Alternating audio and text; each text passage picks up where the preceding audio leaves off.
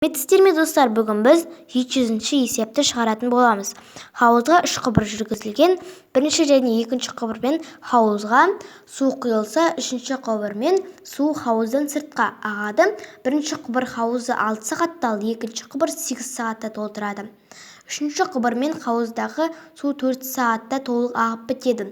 Құбырлардың үшеуінде бір уақытта ашып қойса, 1 сағаттан соң су хауыздың қандай бөлігінде қалады? Ол үшін шешуі 6-дан 1-ге қосамыз 8-ден 1-ді, азайтамыз 4-тен 1-ді. Ең кіші ортақ еселік 24 болады. 24-ті 4-ке қысқартсақ 6, 24-ті 8-ге қысқартсақ 3, 24-ті 6-ға қысқартсақ 4 болады. Сонда 4-ке қосамыз 3-ті, азайтамыз 6-ны. Сонда бізде 24-тен 1 шығады. Жауабы 24-тен 1.